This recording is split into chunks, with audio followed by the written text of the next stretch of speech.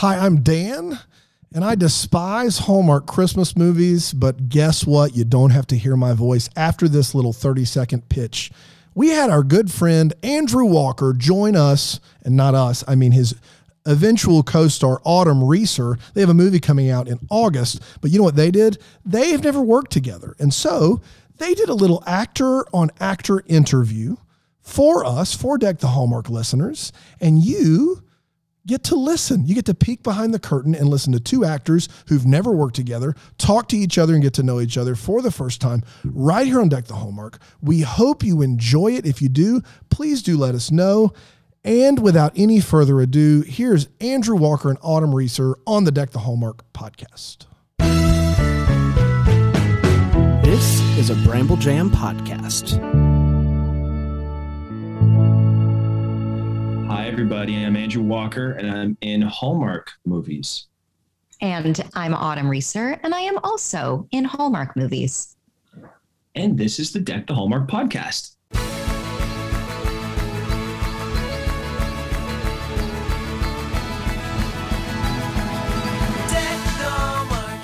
Woohoo! Woohoo! Hi, Autumn. Hey, nice to chat with you this morning. You too. This is going to be the first real chat that we've had about acting ever in our life. I know. We're about to start a movie in a little less than a week. And so this is nice. We get a little, behind the scenes catch up before we launch in and go to work. I know. And I actually love quarantine before I work. It's kind of just like my peaceful time to dive in and get to know myself a little bit better too. Oh, which is hard when you have little children at home, as you and I both do. It's hard to find that time for yourself to really dive in as an artist and as a human being, as I'm sure all parents know too. It's like, wait, who am I? What do I enjoy outside of making snacks for small people? I don't remember who I am anymore. Yeah. Your kids are, you said 5 and 7 or 7 and 10? They're 7 and almost 10. And so they're getting out of that really intense phase of parenting. And it's kind of amazing, but you're in it with your littles. I'm in it. How old are yours? Yeah, I'm in it. And so is Brandon, actually. Our kids are almost pretty much the same age, same gap. They're 15 months and 5.5. He's almost 6 in July. Our eldest is almost 6, but it's been weird for him transitioning back into kindergarten right now because it's the first year in this new kindergarten class. Yeah. So he was in there for the first time last week, and it was just kind of some just mental stress or things that he was kind of dealing with that was indirect to the actual we had to ask him, why are you acting like this? What's the deal? Why are you, being this way right now? And he's like, because finally he blurted it out. And he was like, because I'm scared. I'm shy. I don't want to go to kindergarten. I'm shy. Oh my gosh. Wait, have you read the book, The Pigeon Has to Go to School? No.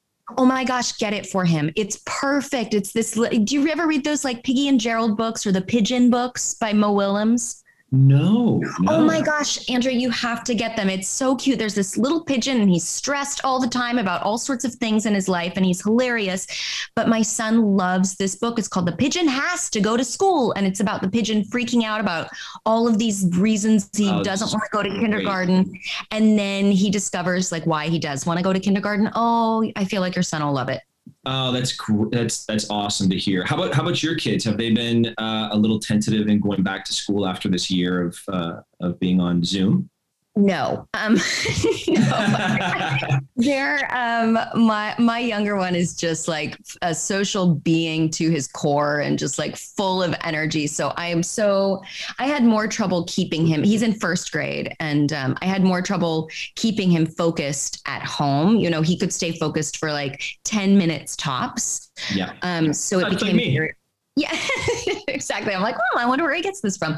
But he's like, I think he's really loving being back in school, and I think it's really good for him. So no, but he had a year of kindergarten, almost a year of kindergarten before COVID started. So, it's not quite the same thing. I can imagine that's really hard for your little guy. Yeah. Yeah. But it's, you just, you got to get past things and move on and move forward in life. And I think these like little challenges that we've all had with our kids and and challenges the kids have had, I think it's just going to make for, they're going to look back at this time in 2 years. And they're going to say, I was in an unprecedented time and I got through it, and, and that's it, so. Yeah. Yeah. Yeah. So I'm sure people don't want to hear all about our kids' stories because we talk about this for hours, but, let's talk about acting. Acting. Yeah. Yeah. So I just want to give people a really quick backstory. So Autumn and we have been trying to work together for almost a year and a half. We sat down, had coffee together with a couple producers, a director friend of ours. And that was the extent of how far that last project got. Yeah, because COVID started. Still very excited about it.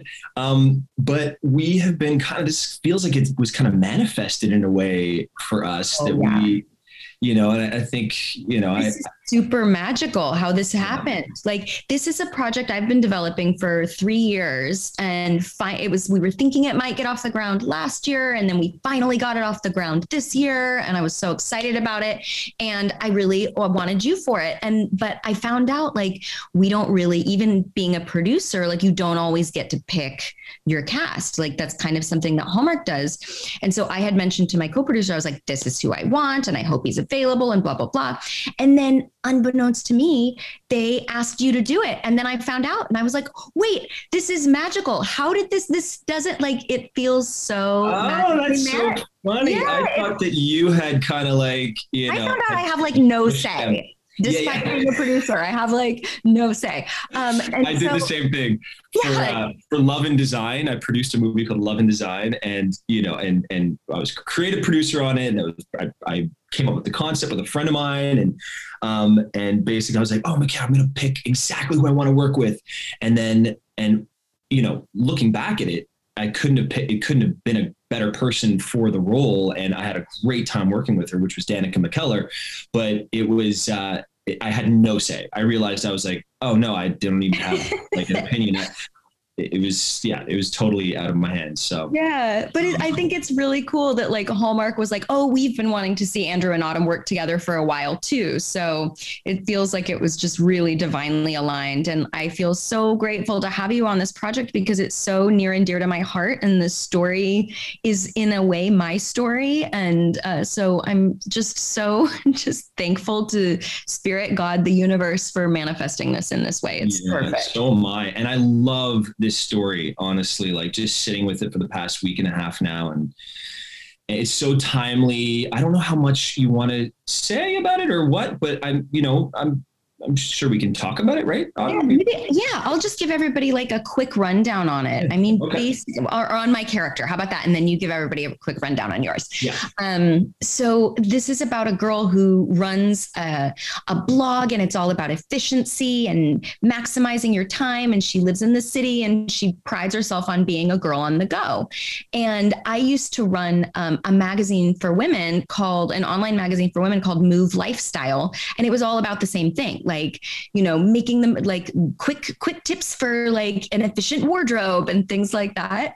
And in this story, Lauren discovers that, oh, hey, that's not all there is to life. And she goes to this retreat center where she learns to reconnect with nature and with her breath and to redefine time in a more holistic way. And that's been a lot of my journey too.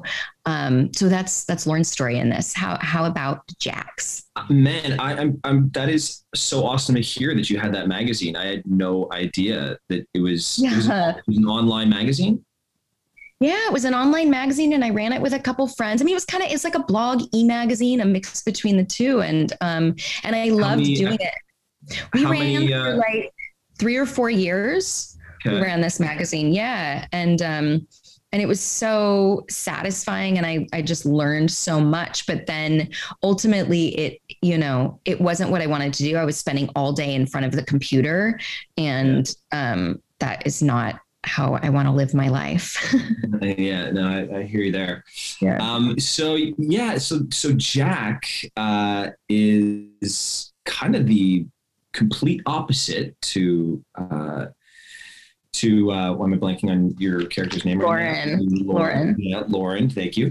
But what's interesting about the two characters is that Lauren, I teach Lauren about taking time to relax and just taking time for herself. And Lauren teaches me to kind of seize the moment, which is interesting, seize the day. And we find this really, Jack owns this retreat, this kind of health and wellness retreat, mainly for realizing time efficiency, and just like, people that feel like they're kind of have been cramming all this into their life to go and unwind, and there's no technology allowed. And it's something that he built with his family. His father is originally the one that kind of converted their home into this retreat. And now since his father has passed, him, his sister, and his mother, and his soon to be brother-in-law run the place. And there's a lot of pressure on his back because there was hopes for an expansion, and that was kind of in his father's plans, and he really wants to stay true to that and follow through. And so he's kind of at this crossroads where he's a guy that is aware of taking time to relax and everything. But right now he's kind of at this pivotal point in his life where he is trying to scrounge up the money to do the expansion, and some things are falling through that he didn't plan for. And Lauren shows up right at this time and kind of helps him through this process, as does he with her. And so, yeah, that's kind of in a nutshell, the Jack character. And I just love how, one is trying to take the time to relax, and another person is trying to, figure out how to, if they've made the wrong decisions in their life, and really just, taking time to seize the day, so I think life in general is kind of that balance, right? Where you want to be able to seize the moment, not overwork, not, overstress yourself, but at the same time. And I think that's what's neat about, most people having the ability to work out on an online platform, or do yoga, or do meditation. There's so much now in the Western culture that we're able to access through relaxation, and kind of getting yourself into having, focusing on your mental health, so I think that really what it comes down to. And so I think this is timely, and I love being a part of this story. And now, Autumn, I have a question. You were talking about it before, but I'd love to know how you started acting as well. Oh, good. And then I have the same question for you. I saw a play, like a community theater play. I'm from Southern California, a little surf town. And my parents. Which one? Carlsbad and Oceanside. Oh, sweet. You're from Carlsbad? Yeah. That's great. That's awesome. Yeah, my dad was a surfer, and so my parents moved there for the waves when they were, in their early 20s, and then they had me and my sister, and they were really good. I didn't come from a family that was like, our lineage, like we didn't have a lot of artists or anything like that. My parents did a really good job, even with no money, at making sure to expose us to the arts. And so they had taken me and my little sister to go see a community theater production of Cinderella when I was like 6. And there was a little kid in this play playing a mouse. And I was like, wait, what? You can embody your story. You can be in the story. Like, cause we didn't have a lot of TV or anything like that. And I don't think it would have even occurred to me that those were real humans. but seeing it in person, I was like, that's what I'm supposed to do with the rest of my life. Like, it was like, that memory is like seared into my brain. And At so 6 years old. Wow. at 6, yeah, it was that clear. And so I begged my parents to, I was already a big reader at that time. I started reading at 4, and that was just like a big, big part of my life. So story was a big part of my life. And I was like, my parents, kudos to them, looked into how do you get a kid involved in this in our hometown. And so I grew up doing community theater, and I rarely had leading roles at all. Like, you know, I was usually in the chorus or like a secondary role, and that's how I fell in love with doing character work. And then I went to theater school at 17, and which was very intimidating because I did not have, you know, the luxury of having attended like an arts high school or anything like that. So when I auditioned, those were the first monologues I'd ever done in my life. And like, I don't even think I ever rehearsed them in front of another human being. I would like rehearse them in my bedroom because I was nervous, or I don't know. And then, you know, got in, and then went to school for a few years. And then I started interning at a casting agency because I wanted to learn the business side of things. I went to UCLA, so I was in Los Angeles and knew I wanted to get into the film and television side of things by that point. And, you know, I worked really hard, but I also got lucky. And then I started working, I think when I was about 20, and I left school to work, and then that's how it all started. What was your first gig? What was your first like paying? My first, I think it was Star Trek Voyager. Was like my first real. Oh, that's cool. First real gig, yeah. And like a little alien kid. Yeah, I was an alien. Yeah, I was an alien child. Of course, I had like the full hair and like the body makeup and the nose thing, and yeah, I was just beside myself with joy. It was on the Paramount lot, so I got to drive in through those gates on my first day of work. I was like, I've arrived. It was very, very, very exciting. And that's such a beautiful lot as well. I think it's one of the oldest, right? Yeah. Yeah. And so I was just so excited. So yeah, that's my origin story in a nutshell. Your turn. Right. Yeah, kind of the same thing. I was around 8, 9 when I got into a lunchtime drama program at my elementary school. And where are you from? I'm from Montreal, Canada. So I'm from Montreal. And I was doing a lunchtime drama program, and my mother got a call from my teacher, and she's like, "Hey, I'm putting together an agency. Your son seems to like this. Would you mind if I started sending him out for auditions?" And my dad was kind of against it. My dad has a brother who is an actor, and he's out of Toronto, and he's seen the ups and downs of the business. Oh, wow. And also my dad was like really into me playing sports, and I was excelling at a couple sports and soccer and football. And he was like, no, it's going to take time away from his sports. But then once I got a call for my first audition, my dad was the first person. He was a school principal, elementary school principal. Oh, wow. And he was the first person to take time out of his day to drive me downtown Montreal for my first audition, which I ended up booking, which was crazy. Oh my God. And to bring us back full circle, it was on a show that David Winning, our current director, had directed. No way. Yeah, called Are You Afraid of the Dark? And oh my gosh, I used to watch that show. I love it. No way. Yeah, so full circle. Love this. Yeah. So I that was my first role. I would probably, once the agency started growing and she actually started getting kids out there, I must have been around 11, maybe 10, 11. And so that was my first gig. And then from that, my dad was like, oh, okay, well, this could be some good college money. And so every time I had to do an audition afterwards, he would take time out of his day, drive me downtown, and I would do my auditions. And then it just kind of started snowballing from there. But when I hit 15, I was like all in with football. And really my future, what I thought my future was, I was just going to go to college, American college, get a scholarship to play football.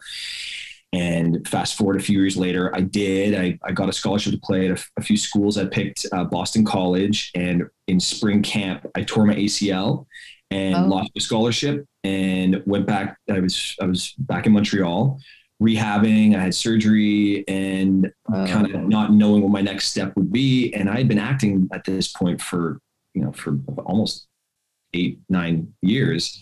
And, it didn't seem like it was a reality that I could actually do this as a career.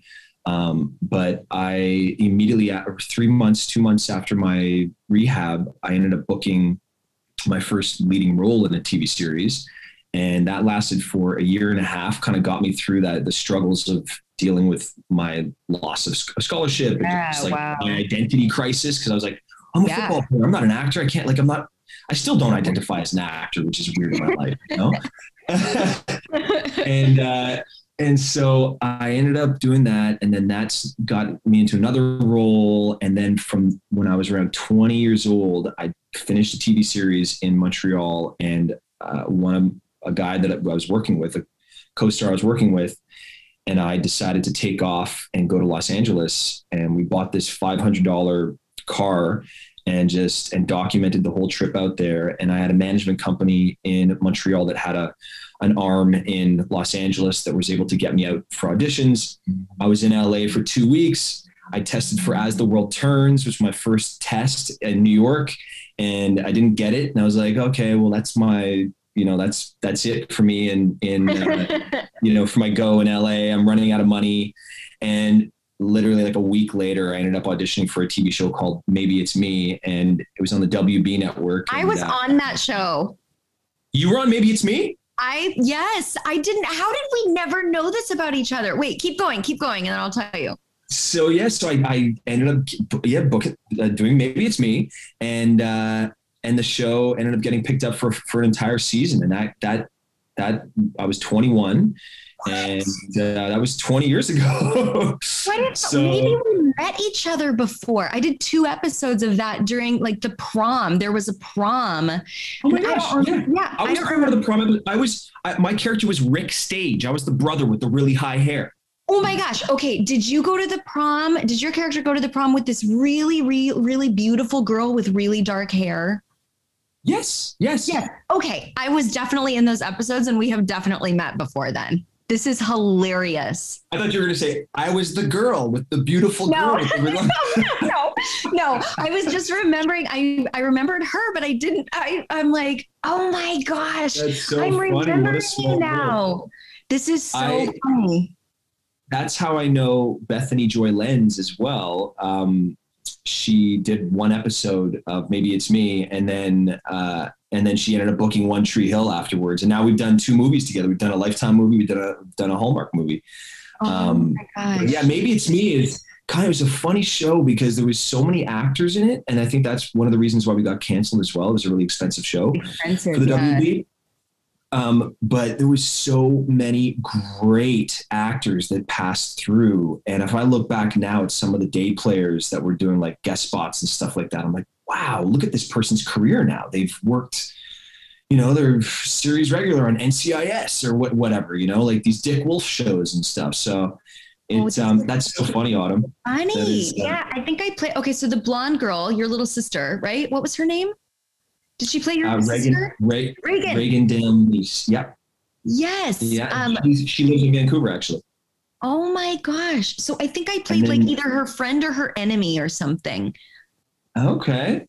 And I was at the prom. Frenemy? Maybe her frenemy. Oh my gosh. This is too funny. That's so funny. Okay. So I love Autumn, it. how do you prepare for a movie? It's different depending. Every movie's different for me because it depends on the character. Every movie takes a different level of preparation. I've played real people before, and obviously you have to prepare for that in a very specific way with like accent and rhythm and cadence and matching their energy. And so that takes this very specific type of preparation. And but something, when I'm working for Hallmark, so much of it is heart-centered for me in these roles, is allowing people to feel my heart. And so with these movies, it's about aligning to where your characters love is placed, like, and figuring out where I relate to that. And at what point in the story she opens her heart, and how closed she is and how hurt she's been or not, has some of these. I think that's what draws people to Hallmark too, is that I love hearing this, by the way. Sorry to cut you off, but I love hearing this because I think that's the therapeutic, yes. The healing purpose power behind these movies. Yeah. That's why I get, I'll be in an airplane and a woman will come over to me and say, "Hi, are you Andrew Walker?" And I say, "Yeah." She goes, "Oh my gosh, I've been in remission from breast cancer for the past year. And when I was going through cancer and cancer treatments, I'd come home and I would turn on Hallmark Channel, and you've been such a pivotal point of, in my mental health and the process of dealing with it all and whatever." And it's just it's so special. It feels so fulfilling, to hear people's stories and how you have helped them through a moment in their life. Yeah, these movies can be medicine, and we are at a point in human history in which the world needs a lot of healing. And so I feel really grateful for the people who are able to find healing in these stories. I feel really lucky. Yeah.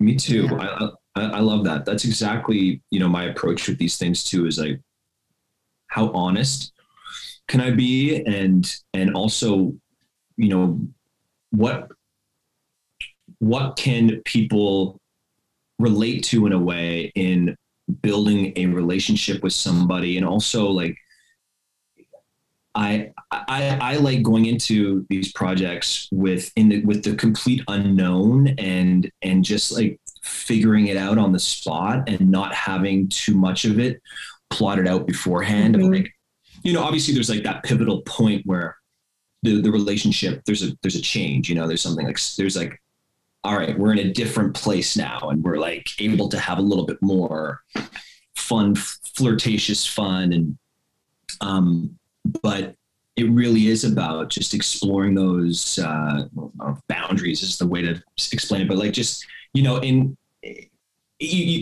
I've done almost 20 of these movies now, and every single movie is there's a different blueprint of how that relationship has panned out at the end. You know what I mean? It's not like people are like, "Oh, Hallmark movies are, they're very similar, all of them."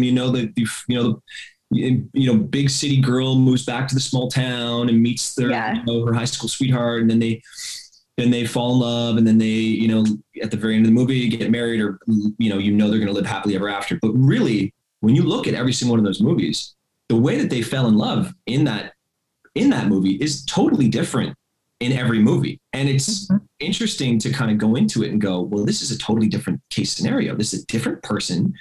There's different things that make them tick or whatever. And I that's what excites me about these movies. People ask me like, "Oh, are you tired of like working on Hallmark movies all the time?" And I'm like, "No, man, I find a different journey in every single one of these movies." Yeah. And even with the similarities, it's like you really do get to reveal a different part of yourself with every one of these movies. And that's how it should be, even if it's subtle, it's actually in some ways more fun, the subtle differences. Like, okay, where can I pull from that I haven't pulled from before? And you get to push yourself and, Yeah. No, I feel really fortunate to be so, to be ingrained in the family. It's now, how many movies have you done for them so far? I think this is my 22nd. Oh my, I think you have the record, right? I think I read somewhere that like you and Lacey have the record. Yeah, I think Lacey crushes me, but I think I might. Whenever I'm on Home and Family, Cameron Matheson and I, we would always, brag about, I've done Cameron, because Cameron was up at around 17 or so, but then Home and Family's taken up all of his time these past few years. So obviously he hasn't been able to shoot any. Well, I think he's done maybe one or two since then, but now I'm coming on like, "Cameron, I'm at 20 now. I'm at 20 now, buddy. What are you at?" So, I'm beating you. Yeah. How about you? Gosh, let me think. I think ours will be my 13th, which feels like I think 13 is a lucky number. It's the number of the goddess. Like I'm very excited about this one being that one. Yeah. Also, where we're shooting is it's going to blow your mind. I don't know if you've ever heard about this place or shot there, but it is so gorgeous. And normally there's hot springs there, which unfortunately I'm sure closed down. Probably closed. I have shot there before. Yes, I did one of these movies there. So I'm really glad to get to go back. And you know what? I'm excited about shooting it up here in Canada. There was a period of time where we were going to shoot it in Utah, actually. Oh, no way. Yeah, which I was excited about because I thought I might be able to bring my kids and, because it's a little more local and there's no quarantine. But the locations that I've seen up here, because we're just coming out of winter, are so green and lush. Oh my gosh, this movie is going to be stunning. We're shooting it at the perfect time in the perfect place. It's going to be beautiful. Yeah, I know. And people have been asking, is this a summer? It's a summertime. It's a summer. In the summer, yeah, I believe it's going to be out on August 7th. Oh, okay. Yeah. Okay, great. Well, I love that. I know. And I love that I'm here working with you. Me too. We're going to have so much fun. It'd be great. And it sounds like we have a really similar approach to how we work with being prepared, but then with having freedom and looseness on the day, and it being about channeling our authenticity through these people. So I think that bodes well for a really beautiful shoot and a really beautiful movie. I have freedom and looseness tattooed on my That's what I live my life by, freedom and looseness.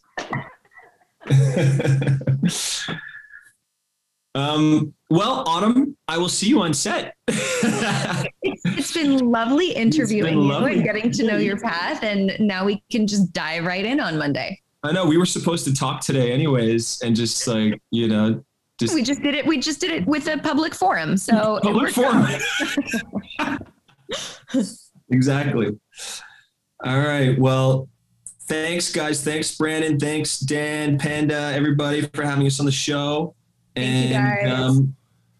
We will talk soon. And guys, look forward to you seeing our movie. Deck the Hallmark is a Bramble Jam podcast recorded live in, that Greenville, South Carolina. Is produced by Brandon Gray. Set decor by Plum Haywood Mall. For more information on all Bramble Jam podcasts, you can go to bramblejampodcast.com. For more information on how to listen to Deck the Hallmark ad-free, you can go to bramblejamplus.com.